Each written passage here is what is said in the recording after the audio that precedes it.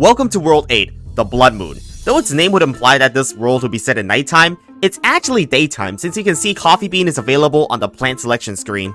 Seeing as we have finally unlocked Cob Cannon, Winter Melon, and Imitator, you may think that levels will get easier from this point onwards, but the mod takes this as an opportunity to make the game even harder, like how basic zombies now have 38% more health, and there will be new zombies.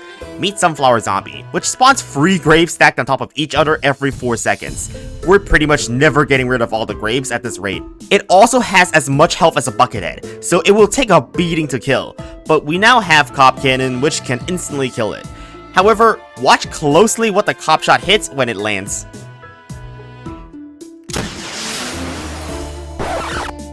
I was as confused as you were when I first saw the Cob Cannon, since it now only hits 2 lanes instead of the usual 3 lanes. That's not to mention Kernel Pull is also more expensive. These guys got hella nerfed. The explosion radius nerf meant that we can no longer kill all the backup dancers from a dancing zombie in one Cob shot, so I knew I was majorly screwed after a dancing zombie came and I had just used the Doomshroom in the wave previous. The first adjustment to our loadout is to use Ice Shroom instead of Walnut, which freezes the dancing zombies in place so we can hit them with our Cob Cannon. Or we could just kill it with Doomshroom. Or we could just waste our Doomshroom thanks to the Sunflower Zombies. Great. Not only can the gravestones kill our plants just like that, but they prevent us from planting on the frontmost tiles, greatly reducing the effectiveness of Doomshroom. By the way, there's like a few hundred gravestones here, so I don't think we're ever getting rid of them. But that's like barely a concern when we compare that to the grave ambushes on flags. So prepare your eyes for what is a truly glorious sight of about several hundred zombies spawning all at once, which surprisingly actually has other consequences other than just being extremely difficult on the gameplay scale. Yup. And the game just crashed. Well, that's nice. So, the game crashes. Yeah, turns out if there are about 200 gravestones and 200 zombies on the screen at once, the computer can't handle it and the game kills itself. That's certainly one way we can lose. Well, if Cob Cannon could not handle that, it's time to bring out Winter Melon to see what it can do to mitigate this madness, which as you can see, costs us 300 instead of 200 sun. This is because they now briefly freeze the zombies it hits, an insane buff. But as a trade-off, Winter Melons also only fire once every 4 seconds. Just to illustrate how slow this is, Flower Pot's cooldown is faster than the fire rate of the Winter Melon. Because of that, it's not always better to upgrade to Winter Melon since it reduces the overall damage output. But it's pretty good against Sunflower Zombies because they can't spawn graves while they're frozen. But despite being splash damage plants, Melon Pults on their own are actually terrible this level. Since the grave ambush on the first flag spawns so many basic zombies, it cop blocks our melons from hitting the Sunflower Zombies in the back. We can survive against the grave ambush horde, but I'll let you guess what happens if you leave a bunch of Sunflower Zombies unchecked and spawn a bunch of graves. Yeah, the game crashes again. Only something as absurd as preventing the game from crashing can be a level objective in the TD mod. This makes something typically useless in the base game like Imitator Gravebuster suddenly a legitimate pick to protect against the game from crashing. Does it work though? Well, as you may expect, spending 2 slots on plants that provide no strategic value at all doesn't really help much. We can't beat the level if we just let Melon Pulse die, so clearly this is not the answer. But restarting was probably the best play we could have made there because of something someone pointed out in chat.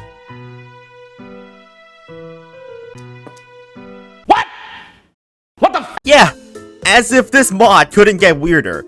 Apparently you can imitate upgrade plants now, allowing us to do stuff that was never possible before, like having 2 Winter Melons in one loadout. What's even more confusing is that each different imitated plant has a different cooldown.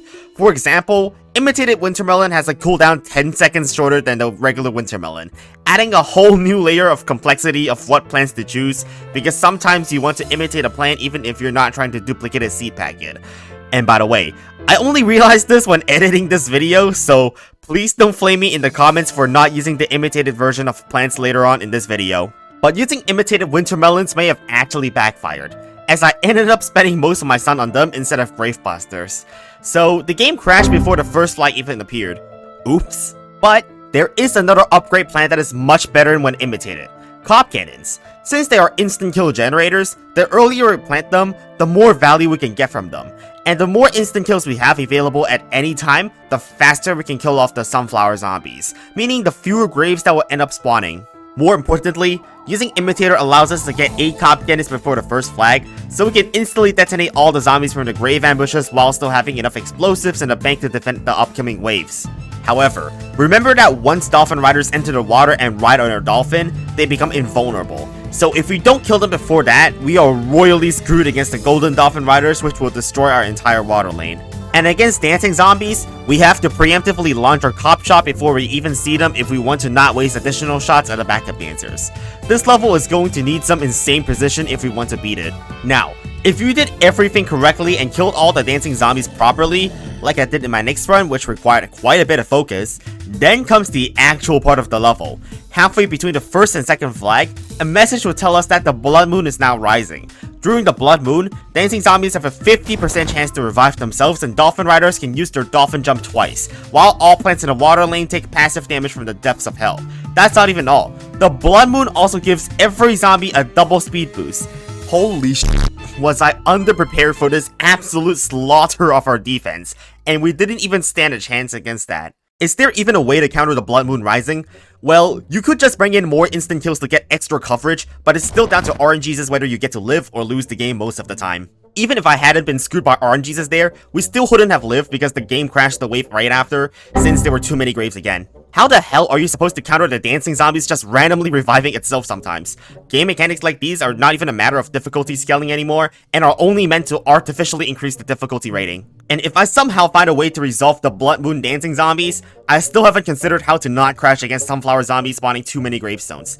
This level is just absolutely horrific. So is there a loadout that allows us to beat both the sunflower and dancing zombies? Well, one way to do that is to throw away our gravebuster and instead bring imitated ice shroom. The way this works is we're basically saying ice shroom can prevent more graves from being spawned in the first place compared to how many graves gravebuster can remove. Now I know this sounds stupid because no imitator Cob Cannon means we can only have 4 by the first flag instead of the usual 8, so we would probably just get overwhelmed by the sheer number of zombies. But if we had enough ice shrooms prepared, then we should be able to theoretically stall for long enough before it becomes a problem. But we only have so many ice shrooms that we can use before we simply run out because of their slow recharge speed.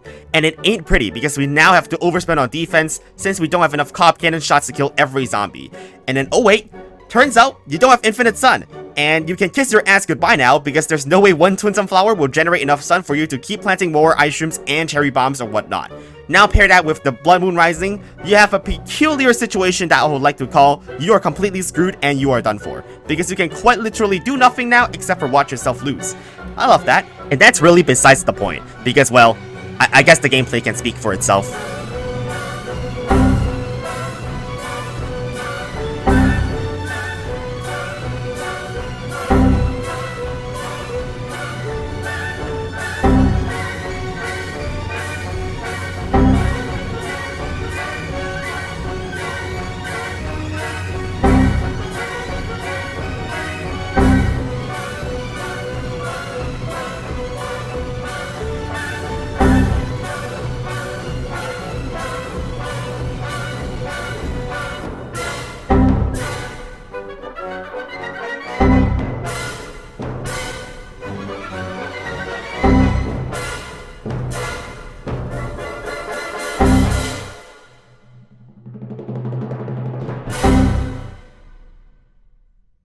I'm gonna skip the rest of the runs that crashed, because it happens so often it's basically impossible to show all of them.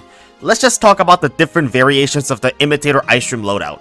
I'm just gonna spare you the details and tell you that none of these variations in the loadout worked, but one of them was more notable, which was the Doomshroom variation. I discovered that Doomshroom actually gets instantly deleted during the blood moon, so I guess RIP Doomshroom for the rest of this world. The level is basically impossible to beat normally. I'm not kidding when I say that I spent more than 6 hours trying to beat this legitimately, but all I got was crash after crash. Even regular save scumming wasn't good enough, because there were so many gravestones, even trying to exit the game to make a save file would crash the game. That's how bad this level was. But the level is possible with 100% optimal play paired with the absolute godlike luck. By restarting the game over and over again, I eventually got a run where the first 4 waves didn't have any sunflower zombies. This is stage 1 of our plan complete. Now I make a save state that I can come back to later if needed. Now we're on stage 2, where we aim to kill every sunflower zombie as quickly as possible with our Cob Cannons to minimize the number of gravestones spawned. But notice here that if I just kill all the sunflower zombies as soon as we have another Cob Cannon shot at the ready, This actually still leaves a substantial amount of gravestones on the board since we're waiting for our Cob Cannons to reload before killing the sunflower zombies. This is a huge problem since with Grave Ambush zombies, we will need to spend 4 Cob Cannon shots immediately to deal with them on the first flag. This absolutely hinders our ability to defend the later waves, as we would have no Cob shots remaining to deal with the rest of the zombies. So actually, we have to further optimize this and reduce the amount of gravestone spawns even more. How? Well, look at what we originally did to eliminate the first sunflower zombie of the level. We kill it with a cherry bomb, but then the next wave comes immediately, and that's because we killed more than half of the zombies in the wave. The optimal way to do it is to make sure that our Cob Cannon shot only hits the sunflower zombie. This ensures that we keep more than half of the zombies in the wave alive, so that the next wave isn't sent immediately, which gives us about 10 extra seconds of buffer time. But this has to be repeated for literally every single wave for maximum optimization. Our shots have to be so precise, it only clips the sunflower zombie and hits nothing else in the wave to make sure that the 50% rule is not met. I'm not kidding when I tell you that I spent a whole hour on just repeatedly getting pixel perfect shots of our Cob Cannons on these sunflower zombies. And I eventually managed to do a decent enough job to end up with only gravestones on the 9th column by the first flag. Now stage 2 is optimized, we move on to stage 3 of optimization, which is everything after the first flag. Because of what we did in stage 2, we did all of that work to save using 2 Cob shots on Grave Ambushes. Those saved Cob shots actually give us enough leeway to start planting more than 8 Cob Cannons, which is necessary to beat this level. Also, you actually have to be a genius to beat this level legitimately because to kill dancing zombies before they reach your Cob Cannons, you have to shoot your shots before they even appear on the screen. Obviously, this is only possible because I save scummed every single wave, and I just cut out all the failed attempts for you guys. Then comes the Blood Moon part of the level. Again, we have to shoot our Cob shots before we even see the zombies, and we also have to make sure none of the dancing zombies revive or else we straight up lose, which is mitigated by the fact we have save scumming on our side, so I can just replay the level with a previous save state if the dancing zombie revives itself. And finally, we have to also exploit a glitch with the Cob Cannon, which allows it to hit 3 lanes instead of 2 lanes whenever we shoot the Cob shot when zombies from the wave are spawning. Yeah, don't ask me how that glitch works, I have no idea too. And all of that, what is happening on the screen for you guys, seems like it only took 30 seconds to do, but in actuality took 30 minutes of painstakingly re-rolling for the perfect RNG to end up with what is a perfect run. And after spending like 2 hours of playing in one singular game of Plants vs Zombies, we finally reached the final wave of this level without crashing because we somehow managed to make sure there weren't too many graves on the screen. So I just launched all our Cob Cannon shots to finally win a bag of money. Why the did I just waste 10 hours of my life beating this level with like 5 different game exploits and 10 different loopholes? I honestly can't answer that question. Well, thank God the next level doesn't include the sunflower zombies again, but there are newspapers, so take that as you should.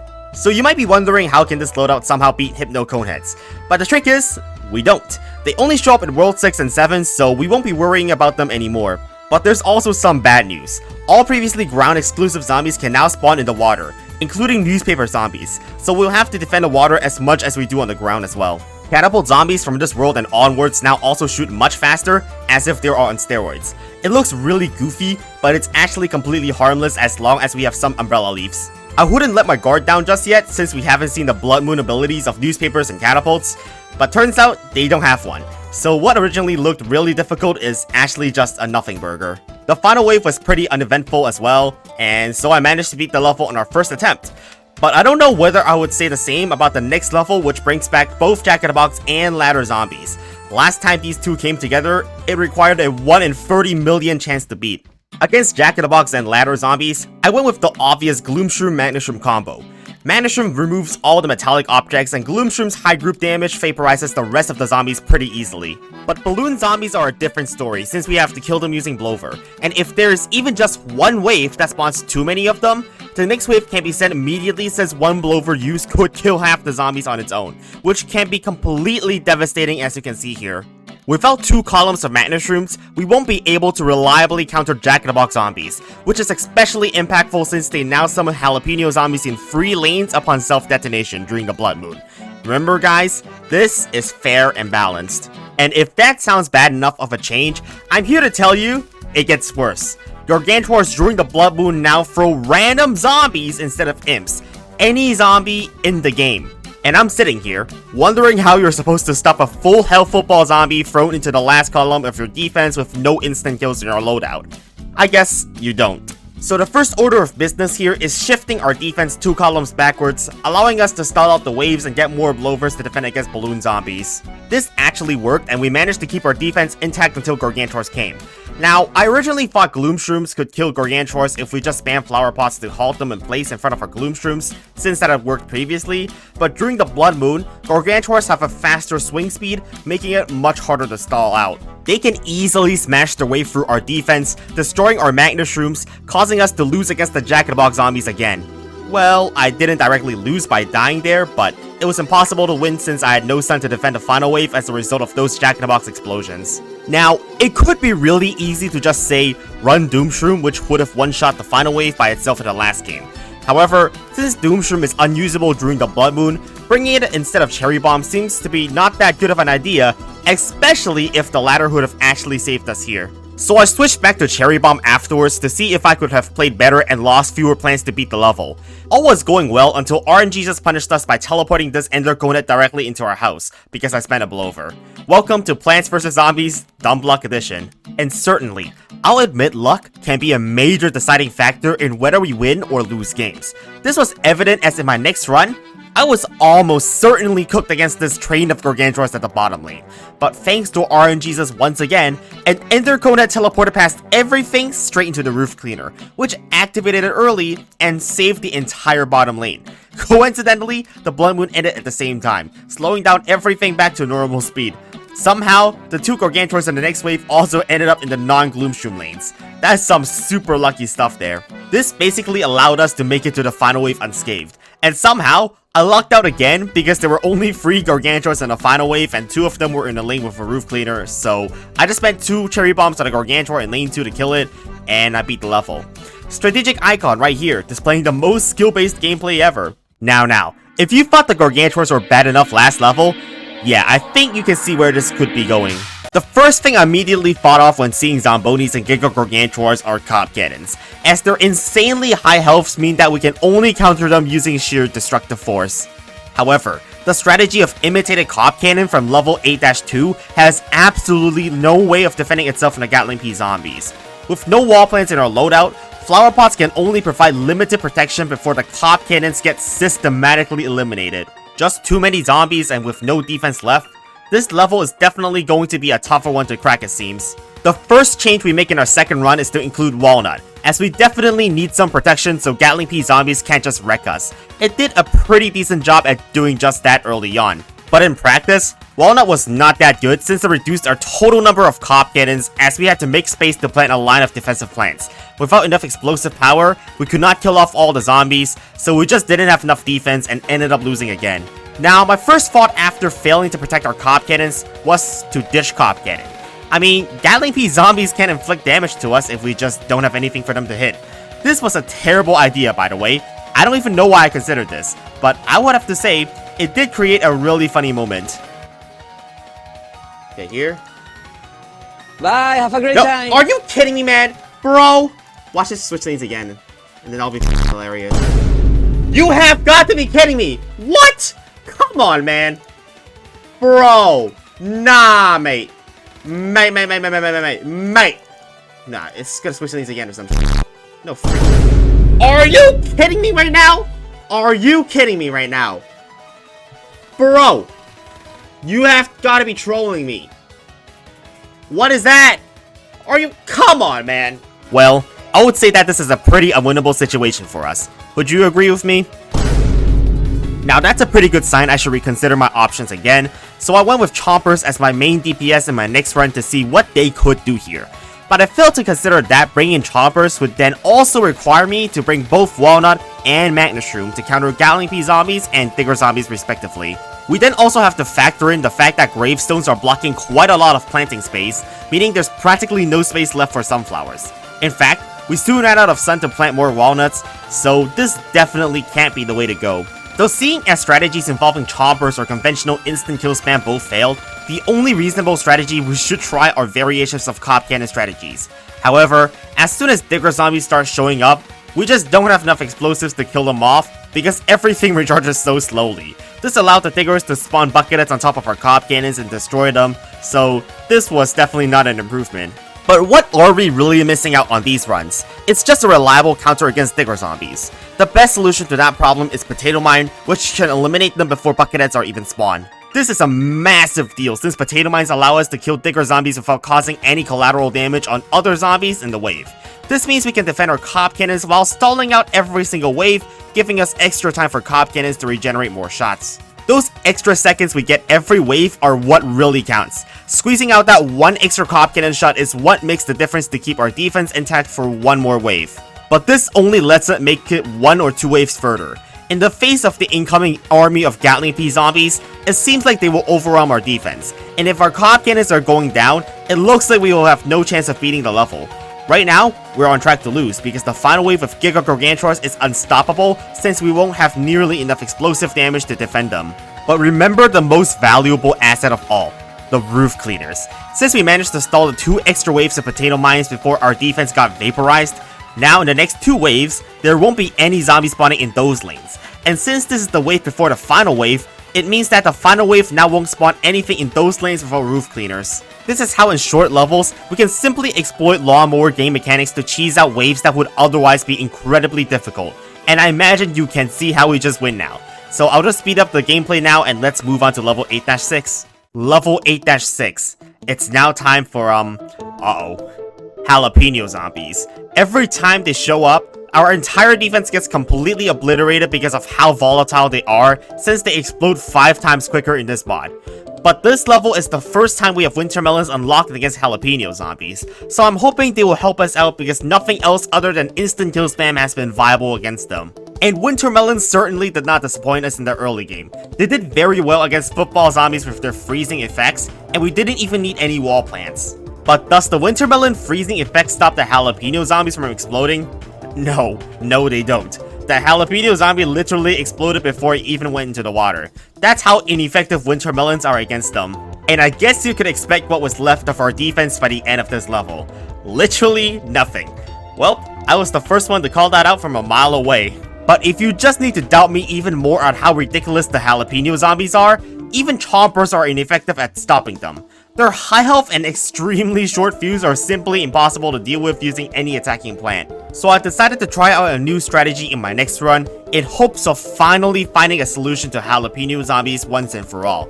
This is a wacky strategy using Gold Magnet and Imitator Gold Magnet, which is a pretty neat idea in theory since hypnotized zombies are unaffected by jalapeno zombie explosions. I also found out that they hard counter all-star zombies because it negates their charge ability, so that is an even more of a reason to use Gold Magnet. And if there's a giant football zombie, Cattail's high single target damage can single them out no matter where they are, making this a pretty potent strategy. However, there was a major flaw. We didn't have a counter against pole vaulting zombies, since they don't get blocked by hypnotized zombies, which is a major issue. Soon, I find myself with no umbrella leaves protecting our cattails, and our defense is thoroughly demolished within just a few waves yet again.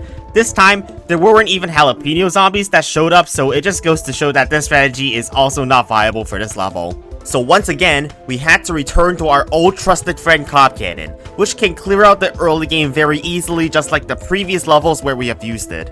However, giant football zombies pose serious problems for Cob Cannons since they take 3 explosions to be killed, which is a significant amount of Cob shots we will have to spend dealing with just one zombie. With only about 8 Cob Cannons, we could not replenish our supply of explosives quickly enough to also deal with the jalapeno zombies, so we just lost our entire defense even faster than all the other strategies we've tried so far. So there is no way Cob Cannons will be the answer here, right? Well, let's not jump to conclusions since there are plenty of ways to supplement Cob Cannons.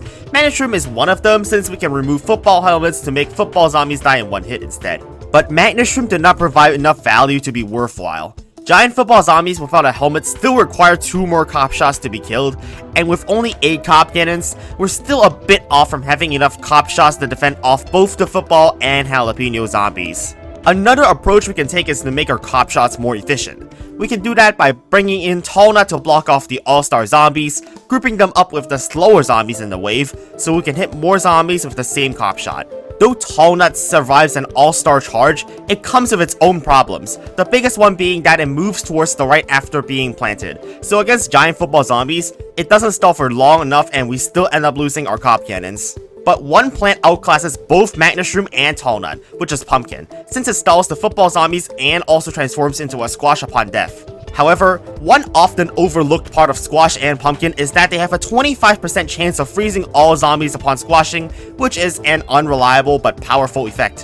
While that may be unreliable, the freezing effect is very important to us here because we need that extra time to reload our cop shots and also have some additional instant kills that can deal some damage. And even if we don't get a freeze, just the squash attack itself is very useful to pick off the lone football zombies. But with a slow cooldown, it recharges too infrequently to reliably deal with the football zombies on its own, and it takes time to activate. So in a situation like this, it cannot be a substitute for squash. Though I will say, I was pleasantly surprised that this strategy actually worked out much better than I expected. The freeze is unreliable, but very good since it buys out time for us before jalapeno zombies explode, unlike the Winter Melon's brief freeze.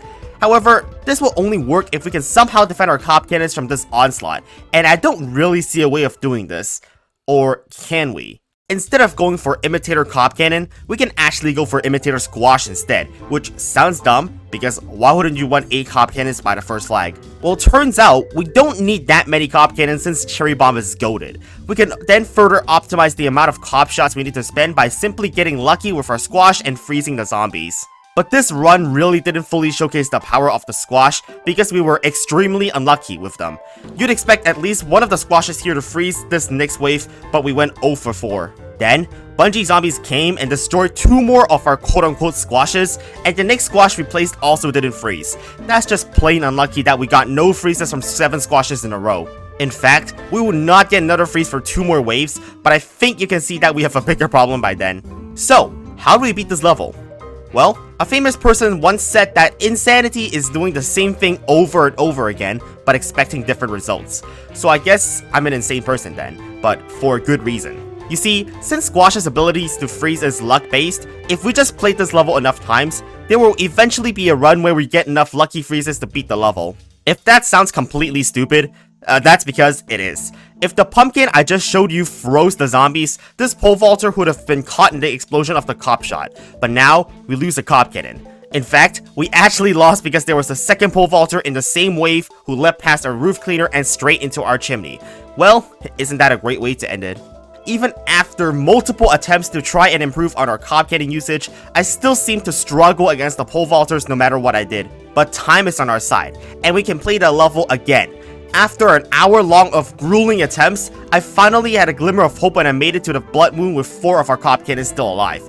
But there are so many football zombies across the whole board, how was I going to counter the rest of the zombies after killing the biggest threats with no more shots at the ready? This is where we needed RNGesus to save us, and thankfully, this Imitator Squash gave us a freeze, giving us just that little bit of extra time we needed to stall, and I lost that roof cleaner in the bottom lane intentionally, which is all part of my master plan. Since that roof cleaner just activated, now every zombie is clumped into 4 lanes, meaning 1 Cob shot is all we need to meet the 50% rule threshold and send in the next wave. So I could do this again with another Cob shot, and now you can see where this is going.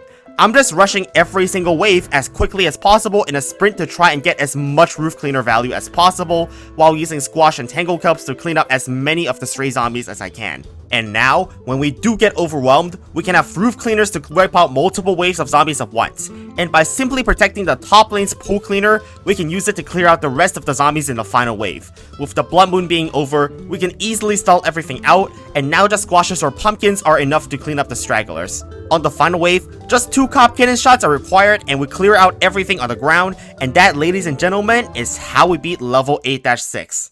Until next time, on Total Death Edition. Oh my god, bro. Oh, hell no.